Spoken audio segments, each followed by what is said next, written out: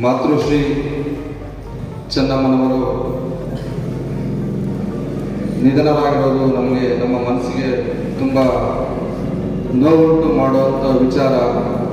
ಯಾಕೆ ಅಂತ ಅಂದರೆ, ಯಾವುದಾದ್ರೂ ಒಂದು ರಾಜಕಾರಣದಲ್ಲಿ ಒಂದು ದೊಡ್ಡ ಕುಟುಂಬ ಅಂತ ಏನಿತ್ತು ಸಾಮಾನ್ಯ, ಅದು ದೇವೇಗೌಡರ ಕುಟುಂಬ.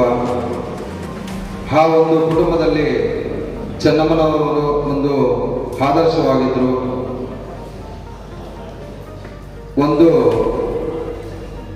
ಒಬ್ಬ ಮಾರ್ಗದರ್ಶನ ಕೊಡಬೇಕು ಅಂತ ಒಬ್ಬ ವ್ಯಕ್ತಿ ಹಿಂದೆ ನಿಂತಿದ್ದಾರೆ ಅಂದರೆ ಅದು ಒಂದು ಸ್ತ್ರೀ ಶಕ್ತಿ.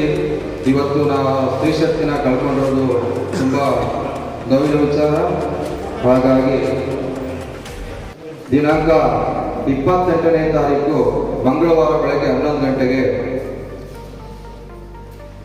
GMR ಕಲ್ಯಾಣ ಮಂಟಪದಲ್ಲಿ ಒಂದು ದೊಡ್ಡಮನೆ ದೇವತೆಗೆ ನುಡಿ ನಮನ ಹಮ್ಮಿಕೊಂಡಿರೋದ್ರಿಂದ ಜಾತ್ಯತೀತವಾಗಿ ಪಕ್ಷಾತೀತವಾಗಿ ಎಲ್ಲರೂ ಕೂಡ ಆ ಕಾರ್ಯಕ್ರಮಕ್ಕೆ ಬಂದು ಕಾರ್ಯಕ್ರಮವನ್ನು ಯಶಸ್ವಿ ಮಾಡಿಕೊಡ್ಬೇಕು ಅಂತ ಕೇಳ್ತಾ ನನ್ನ 2 ಮಾತುಗಳನ್ನ ಮುಗಿಸ್ತಾ ಇದ್ದೀನಿ. ನಮಸ್ಕಾರ.